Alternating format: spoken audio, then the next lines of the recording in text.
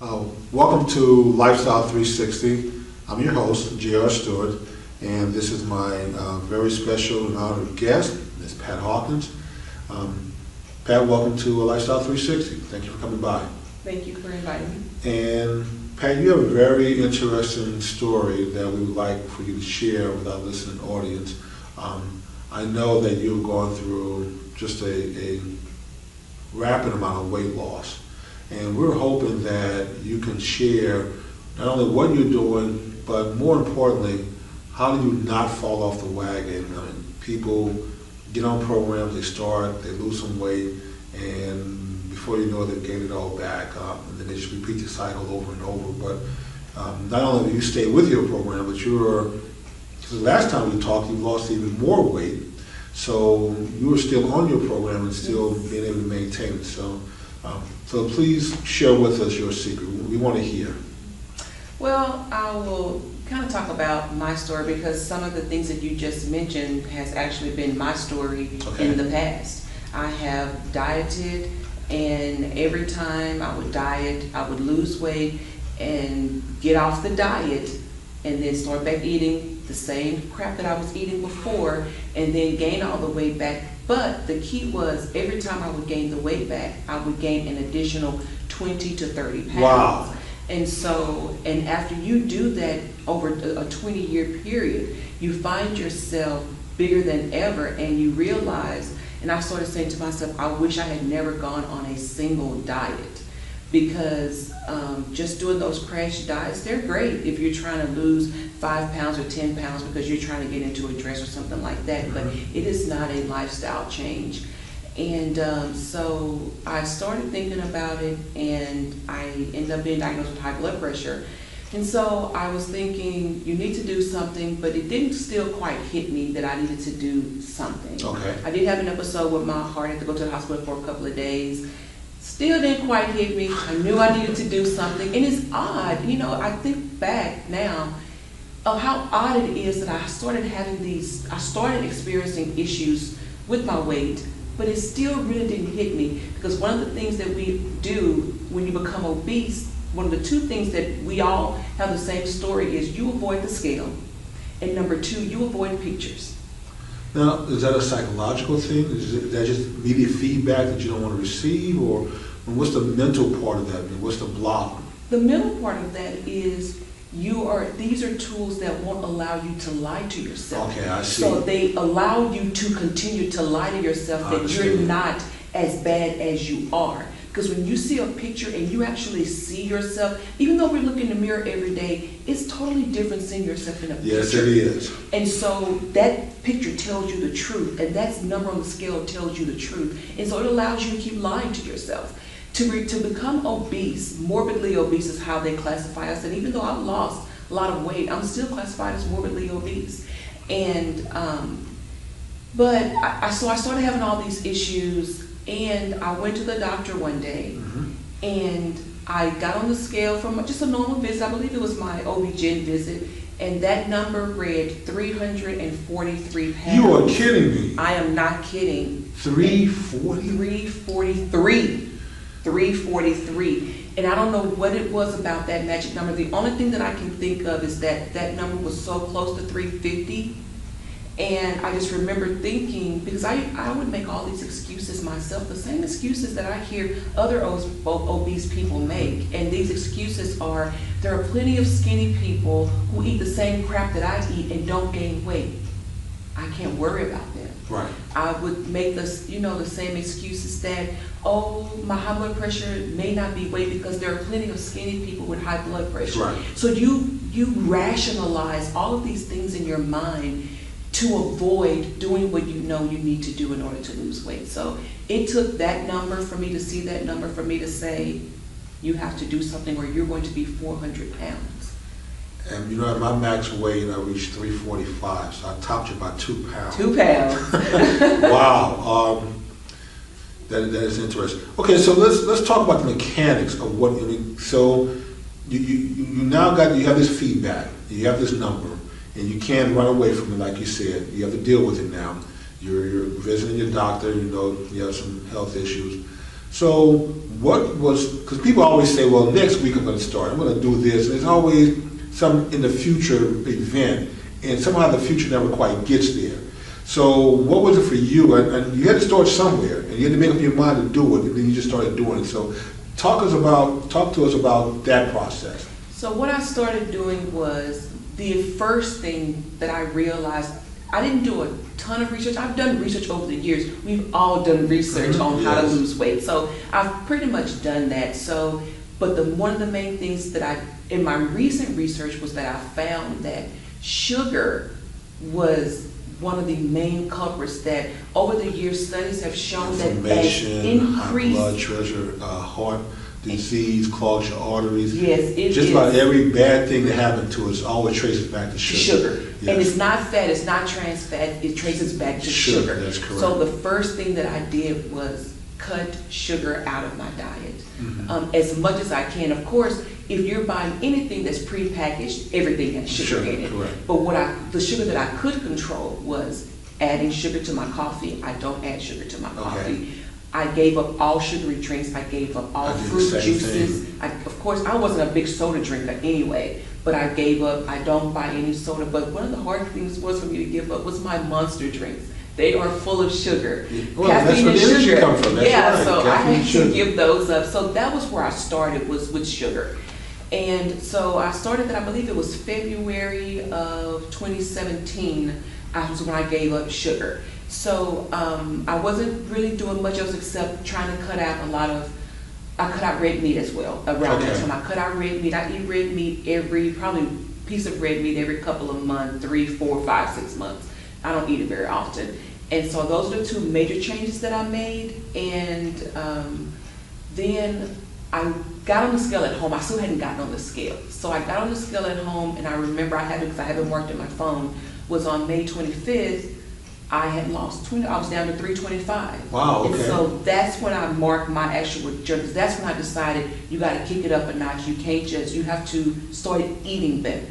So how long did it take you to lose the first 20 pounds? So it's from February, I believe it's January, February to May. Okay. To May 25th is when I lost about 25 pounds. And then that's a healthy amount of weight to lose. 4 or 5 pounds a month is what they say is safe. You don't want to do crash diets where you lose a lot of water weight and, like I said, have that rebound effect. So Exactly. So in May 25th is when I started my fitness journey along with my healthy lifestyle eating journey. Okay. And so I started going to the gym 4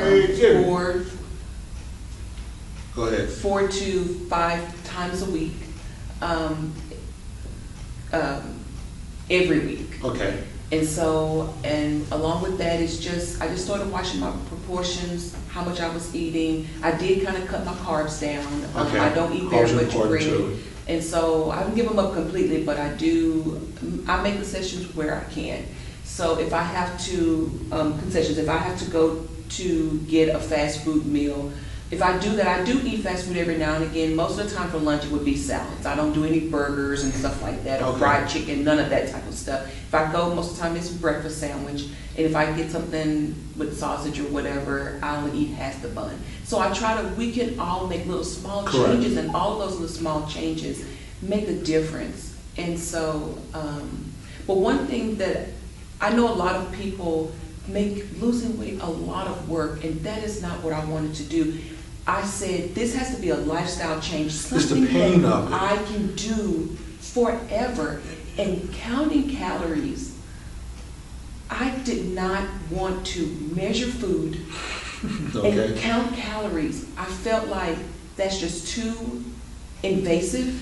Because if the process is if it's too difficult and painful, eventually you're going to run away from it just because it's painful. So you found a way to sort of make it easy and enjoyable, something that you figure that you can make part of your lifestyle and it wouldn't be a burden on your lifestyle. Exactly. Okay. That is the correct word, is a burden. I could not let my weight loss become a burden. And so we have a food scale at home, but I've never used it. It's still in the box. And I just feel like I do watch my calories. I'm not saying I don't look at calories, because I do. If I end up having to order something, fast food, I'll look at the calories. I'm looking at everything. I'm looking at the chicken. I'm looking at changing a fried chicken to a grilled chicken, and I look at the dressings because that's where a lot of sugar comes. Yes, even though you try to eat healthy, you get a salad, but then you pour a ton of dressing over it, and so you may as well just be pouring sugar down as well. Exactly. Yes. And so I eat half the dressing package. So I do watch my calories. I just don't count them down to the very single number. And so I do measure out some things, berries. I do a couple of berries, so I know 25 calories. So I do watch them. I just don't document them all down to make it just where it's just so much work. Let me ask you this: what about cravings? Now, like for me, when I started changing my eating habits, so I'm like you. I gave up the sugary drinks. I was a big Sprite lover, so I stopped drinking my calories. Nutty bars, potato chips. You know, I love potato chips and milk. Potato chips, a big glass of milk. I sit there and just eat the whole bag, a family bag, not just a grab bag or something, and watch movies all night. And one of the things I've noticed after about 3 or 4 months of eating these things, I remember the first time I actually ate, and Snicker bars, I love chocolate and nuts. The first time I ate the Snickers bars after 3 or 4 months of not having any candy, the taste of it was different. My Cheetos taste different. Potato chips now, I mean, I every now and then I buy them, you know, for the household, but I don't eat them. And every now and then I'll grab a few because I just can't believe, I used to love potato chips. Now I don't love potato chips anymore. They're okay, you know, but I don't go out my way to eat them. So now, and every now and then I'll eat some just to like, surely I didn't lose my taste for potato chips. And but have you had a similar experience? Have you noticed that when you go back after not eating something for a long period of time that it tastes different? You're absolutely right. I still do love potato chips. But what I'm able to do is eat 3 or 4 potato chips, then I put the bag down. I'm able to do that. But you are right. I do find, one thing that I do find that I don't really like anymore is greasy fried food, because it leaves this yucky film in my mouth that I just can't get over. The last time we ordered some fried chicken out, and I was like, oh, I'm gonna have this fried chicken. And I ate it, and I was like, this is not good at all. And I just don't. Sometimes it makes me feel bad. There were years ago, I remember being in so much pain, I'd be on my knees. And I thought maybe I had ulcers or something, and it's like, I just need to leave fried food alone. But you know, every now and then, you get a hunkering for it. And now, you know, a couple of weeks ago, I broke down and stopped at church. This is not to say anything bad about Church's Chicken or any fast food restaurant, but I ate some fried chicken, and Pat, I'm telling you, I'd almost pull over, and I was bent over, and if I go down on my knees, I can't get up quickly because of my leg, but I was just in so much pain. And after you give your body a break from this stuff, going back to it, you see the effect. And then the other thing, like if I eat a burger now, I can taste how much salt is in it. I mean, the salt and sugar now just jumps out at me when I eat foods now. And so, you know, I tell the wife I need to eat bland stuff. Like if I eat some cereal, I eat some just plain corn chips, no sugary cereals, because if I try to eat some sugary cereal, the sugar is just so overwhelming now. It is. It's like it just blows me away. And so I think, you know, that when you take a break from these kind of foods, you know, from heavy salt, heavy sugar, that somehow it changes your taste bud where you become more sensitive. I think we eat so much of it now that we don't notice it, but when you take a break from it and go back to it, oh, you notice it. You are absolutely correct. I have an example of that is, I used to do a lot of Starbucks back in the day, and they have this one drink, and it's actually my favorite, but it's actually the worst drink on their caramel menu. Mocha, super duper lattes. It's a peppermint white chocolate mocha. Oh, okay. And I absolutely love that drink. I still love that drink. But I remember back in the day when I used to get it, when I was doing my full sugar, when I wasn't doing anything, I would actually add additional pumps to the drink to make it even sweeter. And what are the pumps? Is it like just water, sugar, or something? It's like the sugary syrup. Oh, okay. And so I would add an extra 2 pumps of the white chocolate syrup and an extra pump of the peppermint syrup. And Fast forward a couple of months ago, I wanted to get the drink as a treat, because I don't do it very often. It's only, and when I treat myself, it is not I don't have a cheat day. It's a cheap meal or a cheap snack. Okay. It's not a cheat day. And so I wanted to give myself a drink at Starbucks, and I ordered that drink. And I even ordered it this time with half the pumps that it normally comes with. Right. I got them to cut both pumps in half, and it was still too sweet. And you didn't add any additional pumps after No, that? I cut the pumps, not what I cut the regular pumps in half, and it was still too sweet. Wow. And so, and I love that. That makes me excited, because I'm like, my palate has changed, and it makes me excited because now I don't crave. I have less and less cravings for cheap meals or cheap snacks, because I just don't crave it anymore, and which is really, really helpful. So for people to realize, I think it is hard in the beginning, but it does get better over time. It does. It does get better over time. And I'm gonna tell you, my absolute food of weakness is that Bluebell cookies and cream ice cream. I just don't buy it anymore. I used to buy it and try to tell myself I can eat some of it, and I'll eat it all in one night. Just want to sit and watch it, stand up all night, watching TV and eating ice cream all night. And so I've given that up, and I still have one thing that's still left on my list of all of the junk food over the years that I've gotten accustomed to and had to give up. That Brahms chocolate almond ice cream. That's my last vice, if I could just bring. And unfortunately, there's one right there by my house, so that's the freeway. I have to pass it. And I'll admit, every now and then they get the better of me. But once I kind of get past Brahms, I think I'll be okay. I'll be in better shape. Let's talk about your fitness workout. So what are some of the things that you do fitness? So you said you tackled the eating part. And so you seem like you've got control of that. And you said around May you realized you had to step your game up. So I assume that the stepping up was you're going to add some physical activity to what you're doing. So what I do is I do some weight training.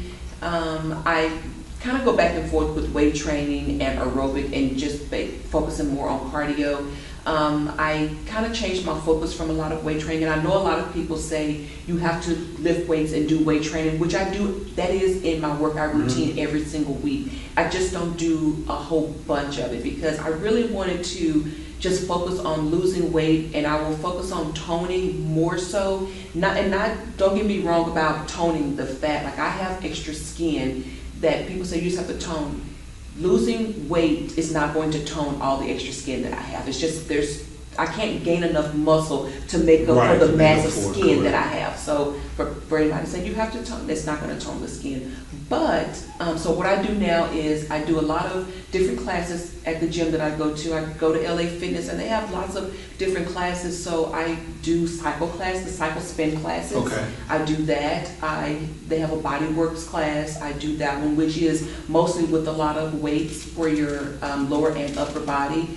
I also do Zumba classes. Okay. And then I have some days where I don't do any class. I just do straight cardio on the machines, and I switch it up. I don't do the same thing every single time, and I just don't do a steady pace on my cardio machine, because I know you have to take your heart rate up and down for your body to work at its peak and for it to work at its maximum. So if I'm on the treadmill, I run or jog. It's my running. It's my description of running. But it would be jogging to most people, because I range from 4.5 miles an hour to 5 miles an hour. Okay, wow. And what I'm doing is I'm increasing. I was really excited because the last time I was able to run 5 minutes straight at 4.5 miles an hour, just 5 minutes, and that was really exciting for me. And so I try to increase it by a minute. And then on the days I don't do treadmill, I'll do the elliptical machines. My demon, that elliptical machine, man, it's just... It kicks my butt. It does. It does. Some people think it's not a great, but it is a great workout. That elliptical machine kicks my butt. I mean, it's a good overall workout, because you're working your arms, your legs. I mean, as far as the amount of calories burned per minute, and it's probably the best piece of equipment of man. That piece of equipment kicks my butt every time I'm on it. I'm not going to lie to you. I work up some anxiety when I have to push myself to get on that thing. Oh, so do I. My straight cardio day that doesn't include a class, if I tell you, it is all mental, because sometimes I will sit in the car for an additional 5 or 10 minutes just on my phone looking at stuff, because I have to mentally make myself go inside. But once I get in there, I've actually gotten in there before, sat in the dressing room an additional 5 or 10 minutes, because it is mental. It does take you to get your mind right to know that you have to do this. But once you get on that machine and you get off, you feel so great. I feel so great that I did it. I agree with you. After the workout, you feel good. And so that leads me to the next question. I mean, why is there, like for me, if I take a break, and after, it's so hard getting back into the routine after a week turns into 2 weeks, 2 weeks turns into a month turns into 2 months. Before you know it, you're back in a rut again. Then you really have to really push yourself to kind of get back in the swing of things. What have you done to keep yourself from taking those breaks that lead to longer periods of time? Really, it's a stoppage. It's not really just a break. So what is the secret to just, like I said, you're in that parking lot, and you're working yourself up, you're looking through your phone, and I know mentally you're saying it's time to get out of this car and go in there and work out. But it'd be so easy to just convince yourself, I can come back tomorrow and leave the parking lot. You know, because I've made it part of my daily routine. Okay. And so I look at it now as, because when we have to go to work every day, even though we might sit in the car for a few minutes, you know you have to go in You have and to go in work. that building, that's You correct. know you have to go in, and that is what working out is to me. It is, you know you have to go in there. And so it's not even a question. I don't even question to drive there. It's no question to drive there. I drive there with no question. There's no doubt in my mind to say, should I not go to the gym? That's never a question. I automatically drive there, and I just have to prepare, because it's just like driving to work. It is, working out for me is work. It is mandatory. It is something I have to do. So you just made it just a life job for yourself, a career. Exactly. Of working out. So like I said, you don't give yourself a choice of whether Exactly. you go in or not. You just know you have to do it almost like your paying job.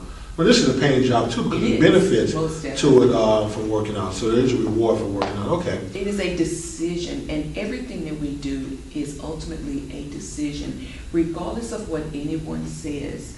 I understand the demons that go on in your head that's telling you that you're craving these foods. Oh, and yes. You are craving these foods, but regardless, if you don't want to accept it, it is a decision that you make. If no one is stuffing their food down your throat, you are making the decision. But I found that after a few months, though, the cravings go away. I used to love Snicker bars, my Nutty bars, anything chocolate with some nuts. We have some of the same vices that Ruffled we used potato to do. chips and milk. I mean, I've just noticed that now I just don't have if you stay away from it for a while, I just don't have the craving for them anymore. So let me ask you this about your husband, your wonderful husband, who I want to say thanks for. He's at home being Mr. Dad while you come into the studio, so we appreciate him helping out. But tell us a little bit about the spousal support that you received during this journey. My husband is so supportive of me on this journey. He always encourages me. He doesn't do anything to interfere with my workout. He knows I leave work, I pick up the son, and we go straight to the gym. Okay. And there's no, oh, can you go do this for me, or can you do that for me? It's always, okay, after the gym, if there's something that we need to do. So he never interferes with that, and he's just always supporting me and saying, you look great, or I can't believe that your waist is so small now, and he put his hand on my knee, and he was like, I can feel your knee bone, and it was like, it's like little small things like that, and it's so encouraging, and I just love him for that. I'm going to say that at your mother's house last Thanksgiving, I didn't recognize you how much weight you lost. You've done a great job. I was sitting there talking to your sister, and I was like, where is your sister? Where's Pat? And she's like, oh, she's right there. And she pointed, and I turned around. I was like, I cannot believe you have done a tremendous job. Now let me ask you, how does this? You've made these modifications to your diet and your nutrition. Does your husband participate with that, or Has you sort of dragged him along, or is he sort of, or do you kind of guys do your separate things when it comes to nutrition? I've tried to drag him along, and he does when I cook, because when I cook, I'm only going to cook the healthy foods. Okay. I don't cook unhealthy foods. Every blue moon, I may do something, but if I'm cooking, it's going to be something that's going to be on the healthier side. So, and my thing is in the house, the only one I cook unhealthy food for is mac and cheese, and that's for the 3-year-old, because he doesn't understand. That's right. He just won't eat if I don't. But that's a totally different story. But as far as the grown people in the house, this is what I'm cooking, and you can eat it or you cannot eat it. But I can't.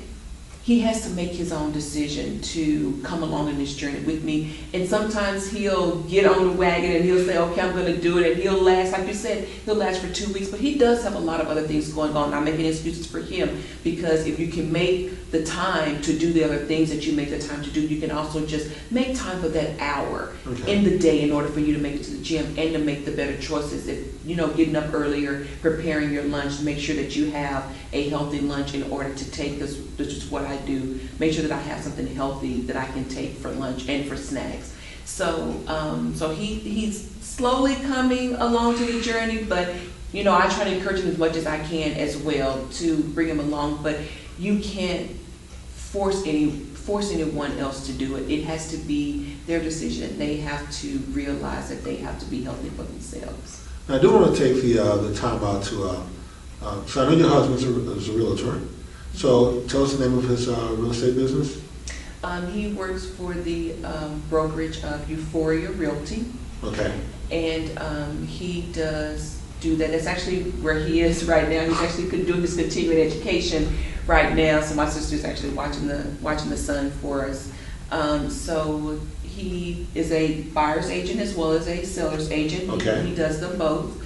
And so that's where he spends a lot of his time, which is, why he's not quite on the journey as I am, because he is really working hard to make this business work for our entire family. Now, hopefully you can share this information, but if anyone in the DFW area is interested in selling their home, or they're moving here and looking to buy a home, or if they're already here looking to buy a home, since you said he does both sides, how can they reach your husband? Where can you give out his phone number for his office? Sure, okay. Most definitely. His name is Jonathan Hawkins, and he is a real estate agent, and he works primarily, he can work anywhere in the DFW Metroplex. Okay. I actually think he can work the full state of Texas. Yes, he can work the full state of Texas, but because we live in this area, he works the DFW Metroplex. And their website is www.euphoriarealty.com. And his telephone number is 469-364-0727, and you can reach him at any time of the day.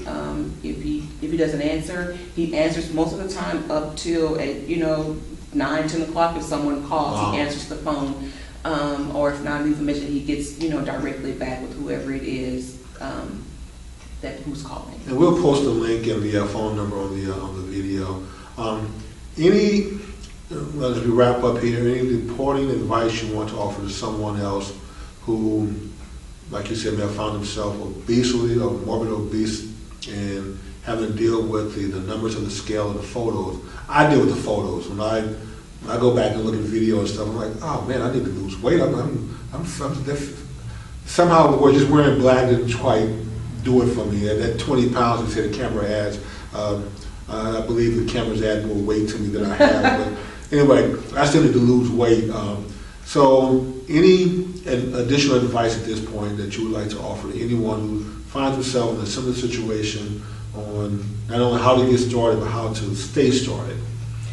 The advice that I would give, the main advice that I would give people is to get a scale. Get a scale, okay. Get a scale. Weigh yourself. You need to know where you are, because don't allow yourself to keep making excuses for your bad decisions. You need to hold yourself accountable for what you're doing to your body, and the scale is one way to do that. It's not the only way, but it really works. And I've done some of the research, and they've said that People who lost weight and who keep their weight off are daily weighers. They weigh themselves daily. Okay. We weigh ourselves daily. And so I'm, now at 110 pounds lost, and I still have another 60 to 80 pounds that I want to get to. I'll determine when I get there where I want to stop and where I want to maintain. But for now, it's probably about another 80 pounds I still need to go.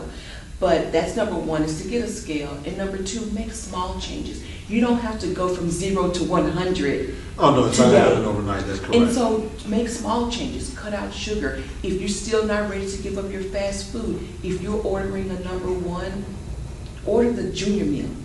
There you go. Because you're cutting out 300 calories right there by ordering the junior meal. If you want the burger, give up the fries. If you want the full-size burger, just get the burger. Don't get the fries. So there are small things that we can make until, as you're progressing on your journey to become 100% completely healthy, and it will help you, and so that you don't feel like you're just going cold turkey. And cutting out that extra sodium, like you said, stuff will become too salty, stuff will become too sweet as you're giving up these things along the way. And I'm amazed, and I never paid attention before, but the nutrition law they passed a few years ago requiring that restaurants now list the calories on their meals. And generally 2,000, 2,500 is kind of what the government sort of recommend you stay on a daily basis. Some of these combo meals are 2,000 calories in just one meal, and that meal is never really a meal. It's just a hold you over kind of a meal, because 2-3 hours later you're hungry again. And you've already consumed your daily calories when a hamburger, jumbo fries, and a shake, and you're already at 2,000 calories. You're already over your limit. Yes, in one sitting. And a funny story, years ago, I had a friend of mine, we loved that McGriddle breakfast sandwich from McDonald's. Loved it. I used to. Never realized until we both realized we better stop eating when that calorie count came out, and that one McGriddle sandwich by itself was almost 1,100 calories. That's when I stopped eating as well. I have not ordered it since. I think I've been ordered once or twice since then, but yes, how could one little sandwich be packed with so many calories? But I guess that's why it's good, though. I always say that God played a cruel trick on us by giving us taste buds, because all the things we enjoy eating are bad for us, but really it just comes down to just moderation, that you can enjoy some things, but like you said, you have to be smart about it. You can't make meals, you can't make it a regular thing. It's an every now and then sort of treat. Every now and then. Yes, so moderation. Right. But Pat, thank you so much for coming out. Good luck to your husband in his real estate business. I know that you guys are going to do well, and you have done a tremendous job. And we hope that you come back periodically and give us an update on how things are going, and give us some more advice on how you've been managed to. Because I still want to, maybe next time we talk, delve more into the psychological, mental part of it. It takes some toughness to stick this out. I mean, I've quit so many times, and I'm telling you, I'm still trying to understand the secret to how to be mentally tough to stick it out. The next guest is coming on is Horace Stansfield. He's one of the healthiest, fittest men that I know, and he's like you. He sticks to his routine. He eats well. He exercises. He takes his vitamins and supplements. So we're going to hear his story also. But I hope you come back and talk with us again. Most definitely I will. Okay. Thank you so much.